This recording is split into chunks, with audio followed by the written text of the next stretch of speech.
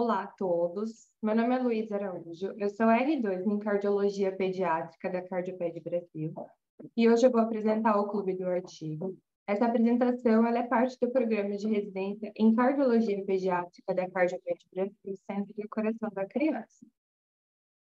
O artigo de hoje ele é referente ao manejo da síndrome da hipoplasia do coração esquerdo em ambientes de poucos recursos, e também sobre a ética na tomada de decisões médicas. Então, essa é a vitrine do artigo. Para aqueles que tiverem interesse, aqui tem aonde conseguir localizar o artigo para uma posterior verificação. Ele foi publicado no World Journal for Pediatric and Congenital Heart Surgery em 2022, em 13º volume, em setembro de 2022.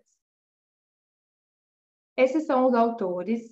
Eu dei um ênfase maior nos autores, porque eles são procedentes de Gana, México e África do Sul, e são muito citados para falar sobre a ética em países que possuem poucos recursos, que podem contribuir. Então, esses autores eles podem contribuir de alguma forma com os dilemas éticos implicados que serão abordados no artigo de hoje.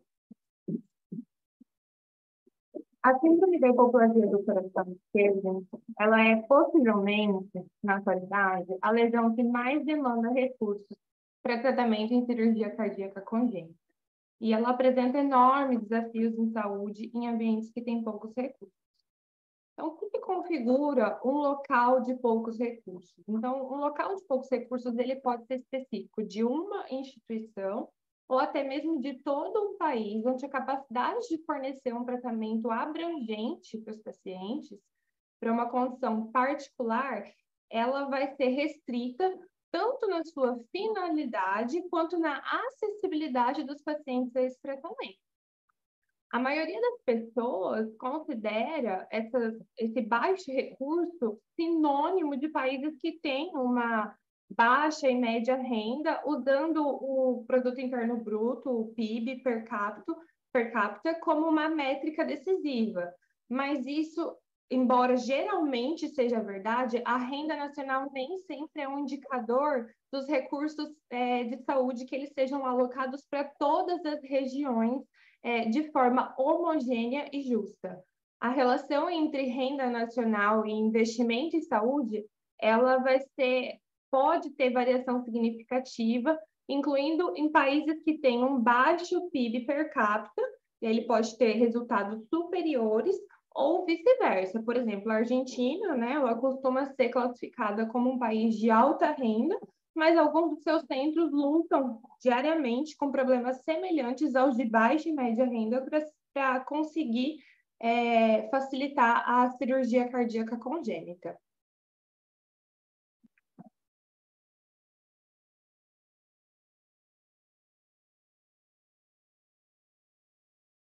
E o tratamento abrangente? O tratamento abrangente ele é determinado pelas melhores práticas atuais, que proporcionam a sobrevida e a qualidade de vida ideais. Então, na síndrome da hipoplasia do coração esquerdo, significa a disponibilidade de todo o espectro de terapias cirúrgicas e intervencionistas que o paciente possa receber.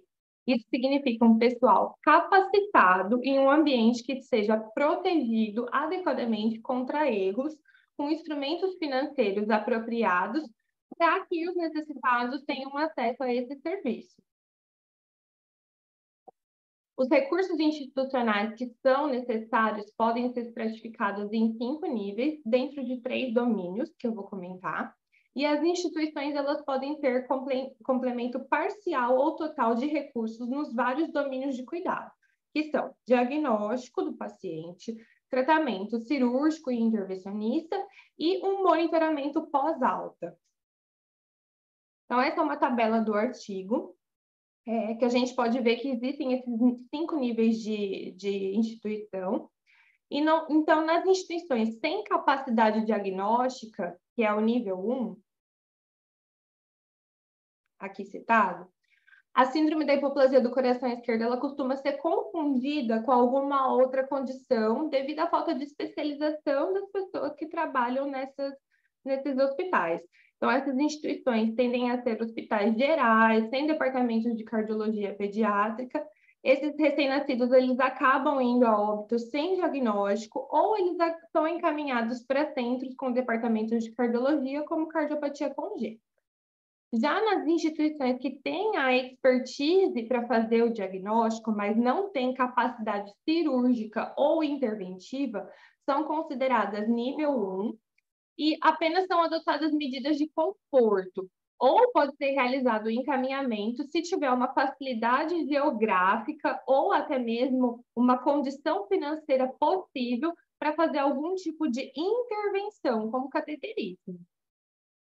Os recursos terapêuticos que fornecem a capacidade de realizar procedimentos paliativos, como uma cirurgia híbrida, um procedimento, uma cirurgia de Norud, ou até mesmo de um transplante cardíaco, são considerados nível 2.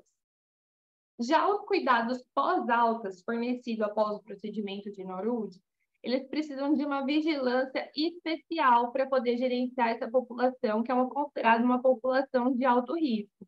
Então, esse monitoramento domiciliar interestágio é um modificador muito grande de mortalidade interestágio. Então, ele é caracterizado pela alta hospitalar com pais treinados para monitorizar a ingestão interal dos pacientes, terem balanças infantis em casa, oximetria de pulso para registro diário, e reconhecer precocemente os sinais de alerta, ou aqui comentados como os red flag symptoms, que seria uma saturação em repouso de 75% ou menos, perda de peso de 30 gramas ou falha em ganhar 20 gramas de peso durante 3 dias, e procurar aconselhamento médico quando detectar esses red flags, né? Esses sinais de alarme. Esse nível é o nível 3 de cuidado pós-alta, é um recurso muito importante para os melhores resultados possíveis e não tá disponível em todos os locais em que o procedimento de Norud é realizado. E os centros que têm o melhor desempenho, que cuidam de bebês com síndrome da hipoplasia do coração esquerdo, eles têm medidas de garantia de qualidade que são considerados nível 4, que envolvem relatórios frequentes com um registro central e avaliação regular desses resultados para que haja um autoaperfeiçoamento do serviço. Então, os resultados. Bebês neonatos nascidos em locais com poucos recursos. No artigo cita um caso típico, foi descrito em 2008, no país em Gana, que envolveu um recém-nascido a termo de 2 quilos, diagnosticado aos 7 dias de vida com a síndrome da hipoplasia do coração esquerdo. Saturação em ar ambiente de 89%, o ecocardiograma revelou uma estenose mitral com uma atresia aórtica e havia uma CIA de 6 milímetros e um canal arterial de 4 milímetros. A instituição não tinha capacidade de diagnóstico, mas não tinha prostaglandina ou experiência com o procedimento de Norud, ou seja, ele tinha uma capacidade nível 1. As capacidades de recurso, elas diferem, mesmo dentro dos países, e podem ainda ser mais confundidas pela acessibilidade financeira e geográfica que seja mais restrita. Então, numa tentativa de conseguir salvar esse bebê, foi enviada uma mensagem para a instituição mais próxima do continente. Em Gana, a distância era de 4.600 quilômetros, dava aproximadamente 6 horas de voo comercial. Era o único local que tinha capacidade terapêutica para a síndrome da hipoplasia do coração esquerdo, na tentativa de encontrar uma solução. Os pais dessa criança, como a maioria dos pais de outras crianças no país, não tinham plano de saúde para cobrir os custos do tratamento, e, entre parênteses, citado no artigo, a resposta não foi surpresa. Numa tradução literal, essa foi a resposta que eles obtiveram quando tentaram encaminhar o paciente. Esse realmente é um grande problema. Não tenho certeza se vale a pena operar mesmo através da fundação, porque era uma organização filantrópica e os custos são grandes, formidáveis. O paciente vai precisar de mais 2 operações e por esse valor envolvido, poderíamos operar cerca de 10 tetralogias e curá-las, todas elas. Lamentamos, estamos sinceramente tristes de ter que usar esse financiamento como uma indicação de aceitação ou não, e espero sinceramente pelo dia em que isso não será necessário. Então, qual que é o resultado destes pacientes, né, que têm essa resposta quando tentam ser encaminhados? Eles podem ter um óbito antes mesmo do diagnóstico, então, faltam informações sobre os resultados em locais de poucos recursos, mas podemos presumir que a grande maioria dessas crianças não recebe um diagnóstico cardíaco completo e suas mortes normalmente são atribuídas às outras causas que não a síndrome da hipoplasia do coração esquerdo. Em Accra, capital da Gana, foram estudados pacientes nascidos com cardiopatia congênita, avaliados de 2011 a 2016, na única instituição que eles têm cardiotorácica terciária do país. E entre 2.497 pacientes com cardiopatia congênita estudados no período, apenas um tinha o diagnóstico de hipoplasia do coração esquerdo, sendo que, com uma incidência média esperada de 0,178 pacientes a cada 1.000 nascidos vivos, era esperado que tivesse o diagnóstico de 137 casos por ano. Então, foi demonstrado nesse estudo que o diagnóstico não foi reconhecido em vida em 30% de todos os bebês que morreram de cardiopatia congênita. Não existem relatórios específicos para a síndrome da hipoplasia do coração esquerdo, mas é provável que uma porcentagem ainda maior desses recém-nascidos morra sem o diagnóstico. Ou esses pacientes podem ter o óbito também, mesmo após o diagnóstico. Algumas crianças na qual a intervenção e o manejo não era apenas cuidado de conforto, então o médico ele tinha a intenção de fazer alguma abordagem, quaisquer que fosse, ainda não sobrevivem depois que o diagnóstico é realizado. Eles geralmente são pacientes de alto risco, pacientes que têm baixo peso ao nascer, que nascem com um Apgar baixo de 15 minutos de vida, ou possuem outras anomalias congênitas importantes. São pacientes muito graves, muito instáveis para chegar à sala de cirurgia ou até mesmo qualquer instalação que tenha recursos de tratamento. Pacientes que acabam sendo ressuscitados de forma inadequada antes mesmo da transferência, ou pacientes que estão descompensados durante o transporte ou na chegada da instalação de tratamento antes da intervenção. A mortalidade pré-transporte ou pré-cirúrgica, ela ocorre em locais com poucos recursos, onde os pacientes precisam percorrer longas distâncias para chegar ao atendimento. Então, o nascimento perto de um centro com capacidade de realização de operação de saúde sempre vai resultar numa menor mortalidade. Mais de 36% das mortes em uma coorte que foi citada no estudo institucional ocorreram antes do primeiro estágio de paliação, por todos esses aspectos que estão envolvidos citados. E o que são os cuidados de conforto que algumas instituições só têm isso para conseguir ser realizados? Os cuidados de conforto eles podem ser instituídos quando a intervenção cirúrgica ativa ou ela não é o objetivo ou ela não é conseguida. No contexto da cardiopatia congênita, o cuidado de conforto ele foi definido como não receber terapias direcionadas ao coração, exceto o prostaglandina 2, ou o Prostin, conhecido como Prostin, a que destina-se a aliviar o sofrimento e a angústia da criança e dos pais e fornecer apoio psicológico, emocional e de luto. Um estudo realizado em Johannesburg, no Academical Hospital na África do Sul, documentou 15 recém-nascidos internados com síndrome da hipoplasia do coração esquerdo entre 2006 e 2014. Esse local é uma instalação de nível terciário, com serviço de cardiologia e cirurgia cardíaca, e o prognóstico naquela instituição para a síndrome da hipoplasia do coração esquerdo era muito ruim, pois a cirurgia cardíaca neonatal e transplante cardíaco não estavam disponíveis, e os recém-nascidos com síndrome da hipoplasia do coração esquerdo receberam apenas medidas de conforto e todos evoluíram a óbito. Então, os autores concluíram que a síndrome da hipoplasia do coração esquerdo acarreta mais de 95% de risco de morte perinatal em países com manejo pós-natal subótimo e pouca ou nenhuma experiência com a paliação cirúrgica.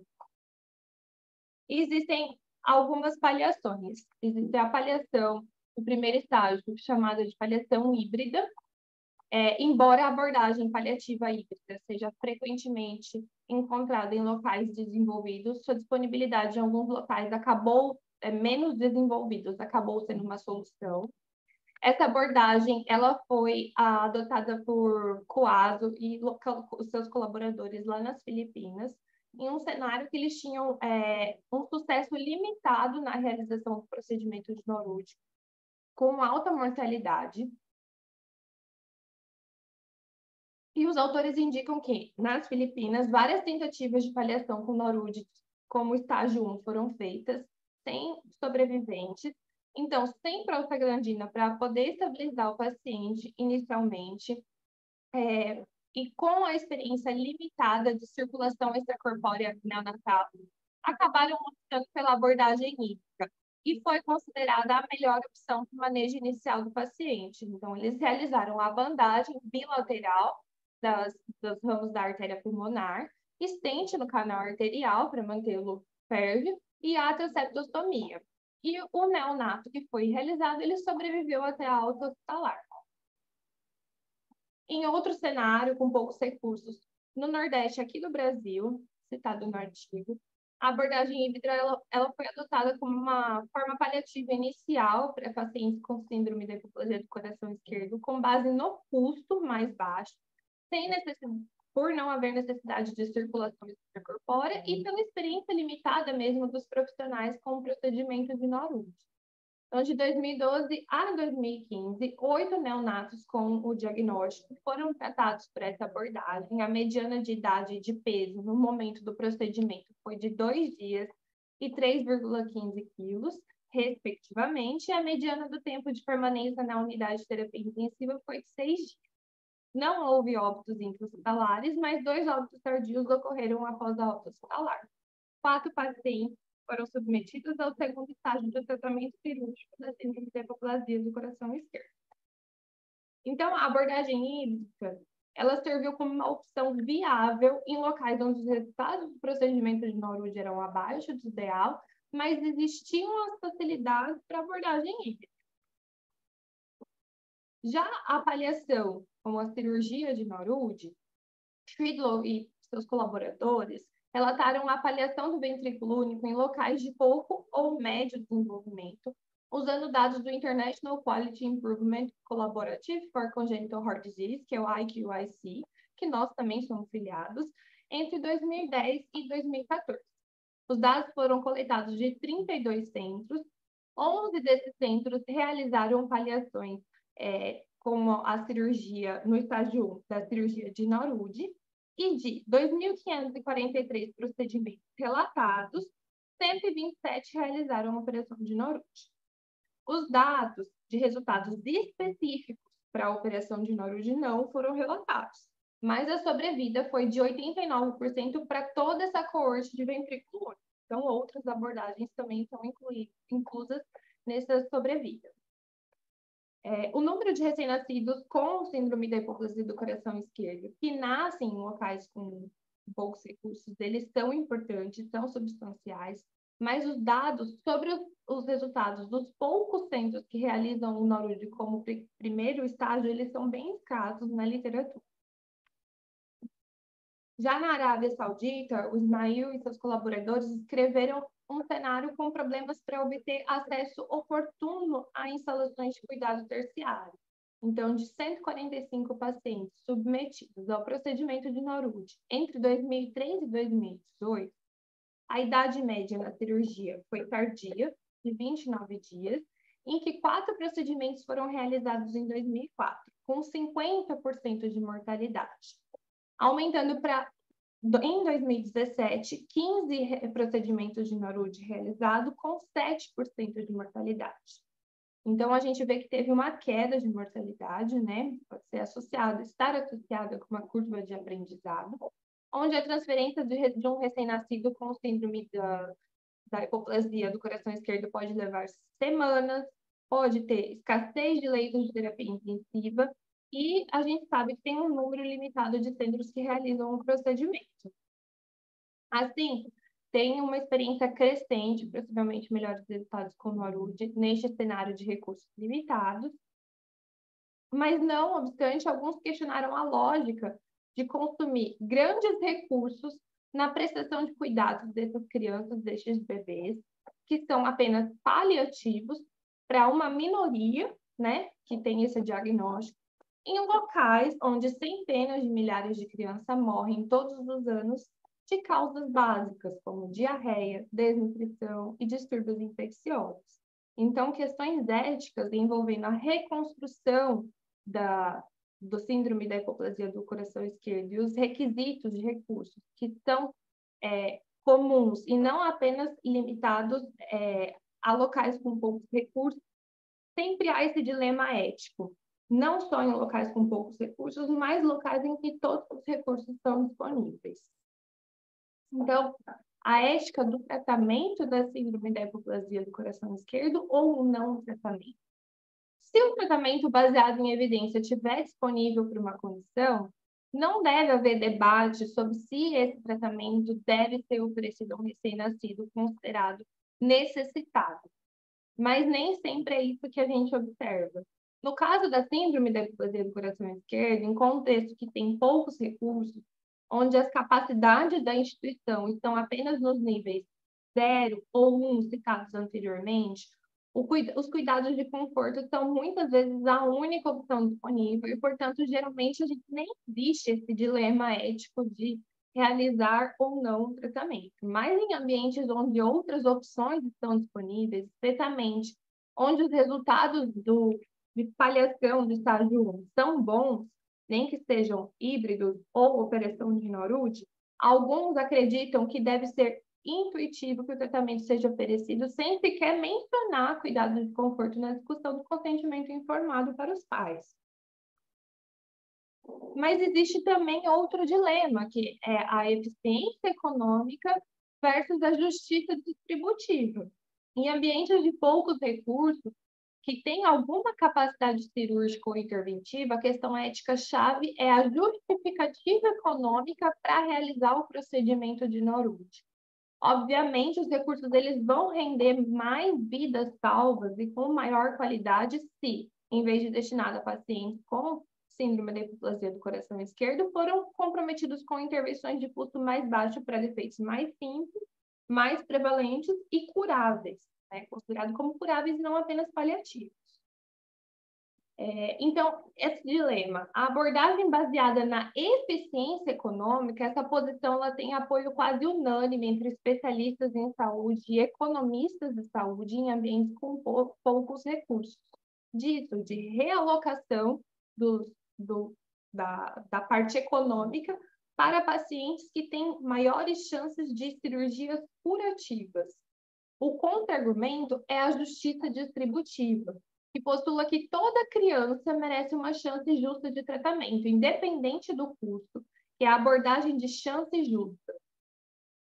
Então, em uma pesquisa avaliando a importância dos custos em um estabelecimento de prioridades de assistência à saúde, a opinião pública sugeriu que era injusto discriminar pacientes com uma doença de alto custo para tratar. A maioria manteve essa visão, não importando a ineficiência econômica como usualmente visada por especialistas em saúde e até mesmo economistas, que não é compartilhada pelo público em geral.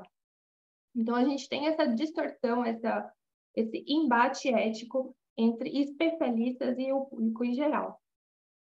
Então, esses formuladores de políticas, portanto, eles precisam encontrar uma maneira de fazer um pouco de ambos, usando pesos diferentes conforme apropriado para o contexto local.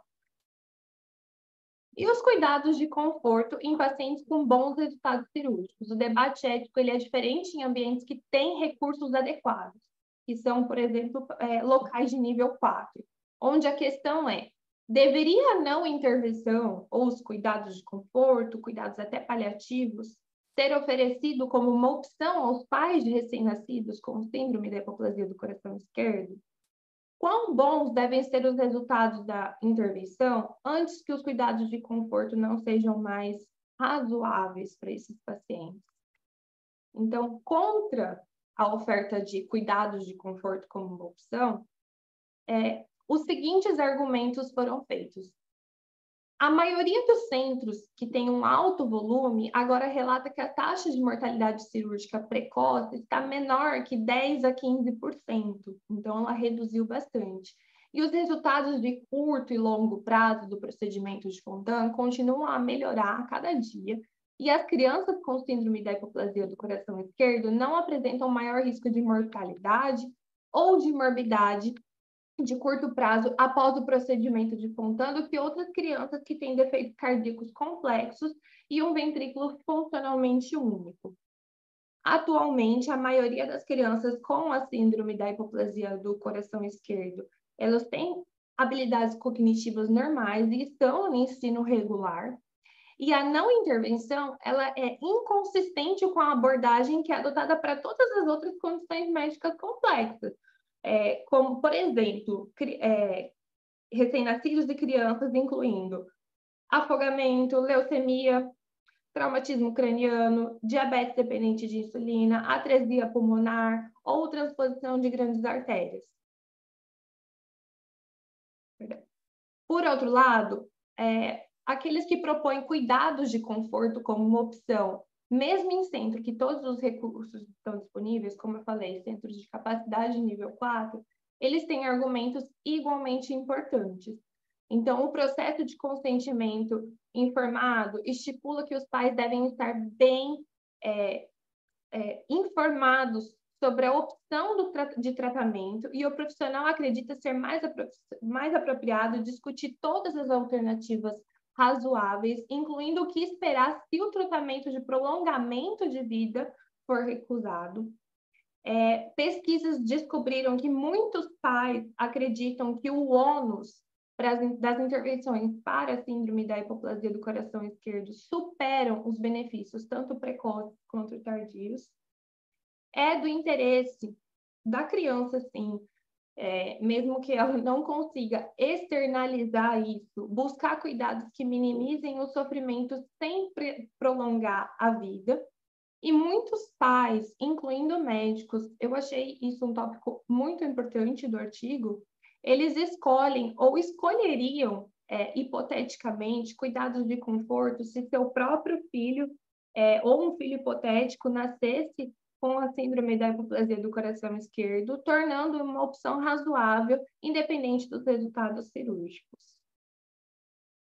Então, apesar dos argumentos e dos dados disponíveis que sugerem que as decisões relativas aos tratamentos de bebês com síndrome da hipoplasia do coração esquerdo não são predominantemente baseadas na sobrevivência cirúrgica, mas parecem ser mais influenciadas pelo sofrimento percebido que o bebê tem que suportar para poder alcançar esse prolongamento da vida, associado aos múltiplos procedimentos cirúrgicos que estão relacionados posteriormente ao primeiro estágio paliativo. E aqui, para finalizar, uma frase do artigo, em que o tratamento da síndrome da hipoplasia do coração esquerdo e o terreno ético, eles continuam a evoluir, e o que é atual hoje pode se tornar antiquado amanhã. Então, isso é um debate ético, precisa ser discutido, mas muita coisa pode ser mudada com a evolução da medicina. Essa é a referência utilizada. Muito obrigada. Bom dia a todos. Meu nome é Moacir Fernandes de Godoy, sou médico, cardiologista, coordenador científico da Cardioped Brasil, e hoje fazendo novamente comentários a respeito da apresentação realizada, comentários da parte metodológica. Um artigo bastante recente, né, de 2022, fazendo parte do grupo de estudos a respeito da síndrome da hipoplasia do coração esquerdo, tem sido a meta dos últimos artigos, para a gente ganhar bastante conhecimento e informação a respeito dessa síndrome.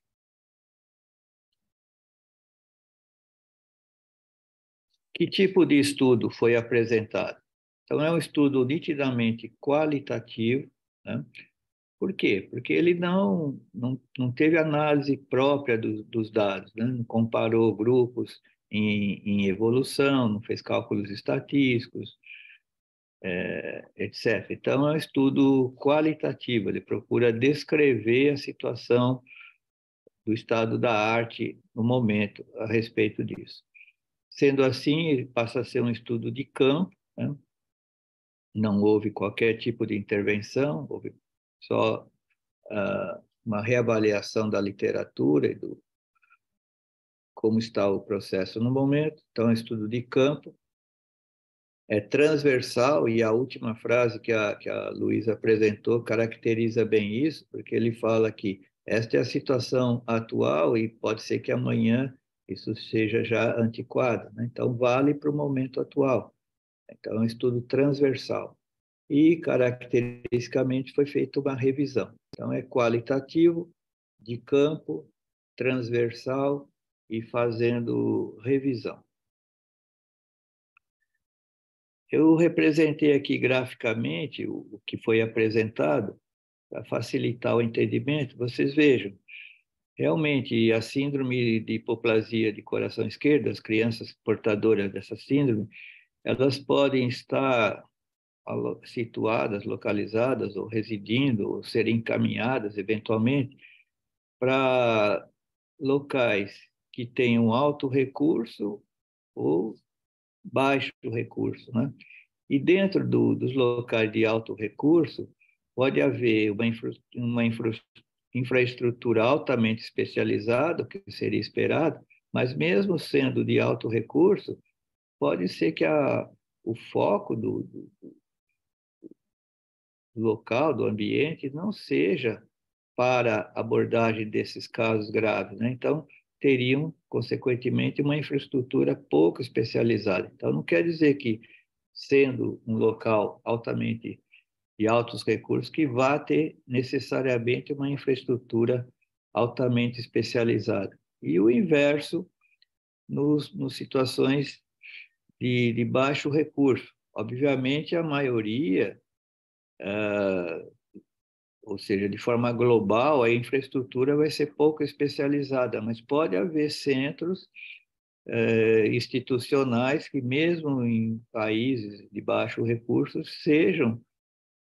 tenham essa facilidade, né? Talvez aqui até o nosso centro seja considerado assim. Se a gente for falar ou estimar que o Brasil como um todo teria um baixo recurso para isso, né? A gente vê nas áreas do Nordeste, Norte, Nordeste principalmente, mas aqui temos uma instituição que tem essa infraestrutura especializada, né? Então, todas as possibilidades são possíveis, são pertinentes. O resumo é bem claro no objetivo principal, né? Que é a abordagem ética, né? Que aparece até no título, né? As tomadas de decisão ética, né? E eu separei esta frase aqui, que me parece bem contundente, né? Que a tomada de decisão é eticamente desafiadora, os recursos são escassos, a eficiência econômica deve ser considerada no contexto da justiça distributiva, né? Foi bastante mencionado esse termo, né? Justiça distributiva. Eu achei interessante a gente dissecar um pouquinho mais o que seria isso, né? O que é a justiça distributiva?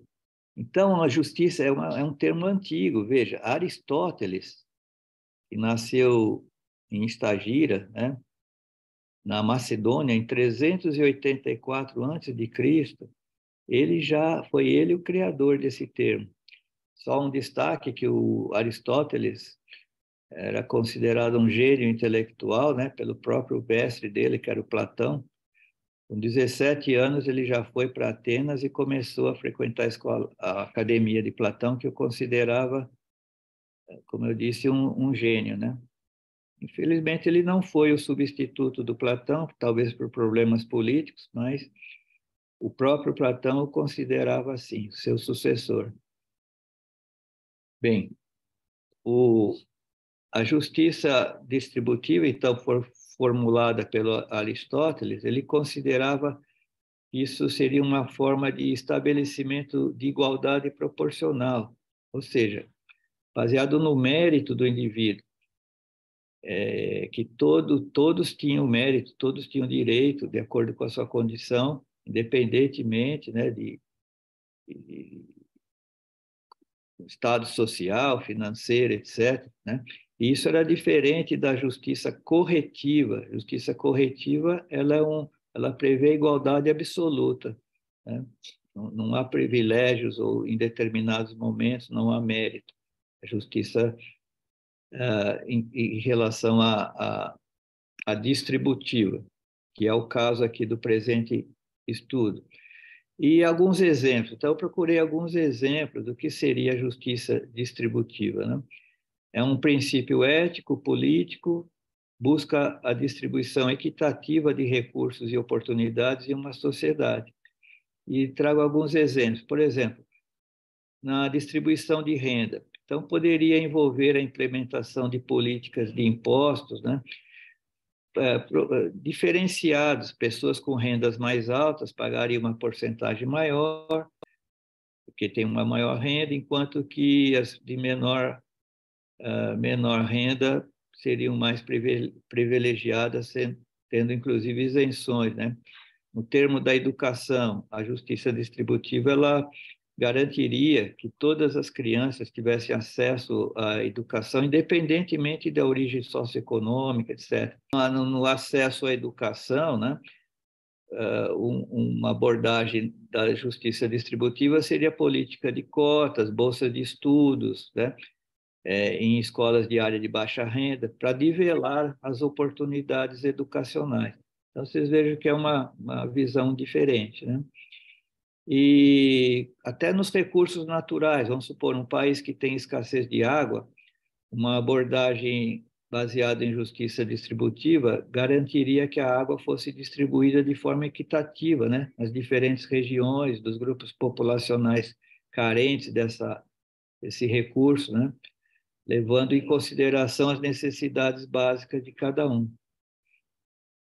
Então, esses exemplos ilustram como a justiça distributiva pode ser aplicada em diferentes contextos. Porém, como foi bem destacado pela Luísa, é importante destacar que não existe um consenso do que seria realmente justo, né, em cada situação. Diferentes teorias e abordagens podem ter diferentes interpretações.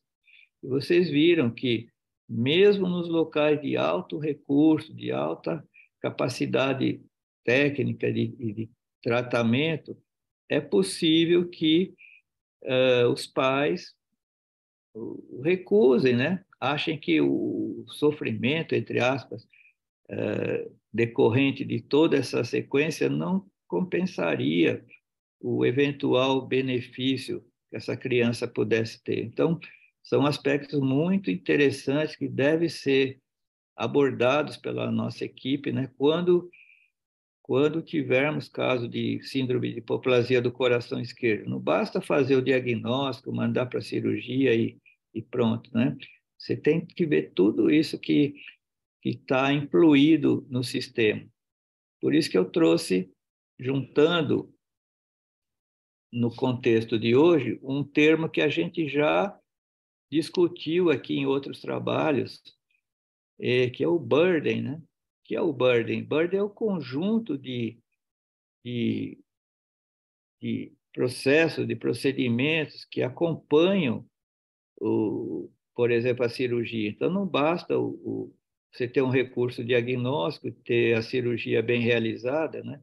Vai precisar de um pós-operatório muito eficaz, vai ter que ter um segmento evolutivo mais rigoroso ainda, como foi dito, né? Esse intervalo entre um procedimento e outro, mortalidade inclusive muito alta, né?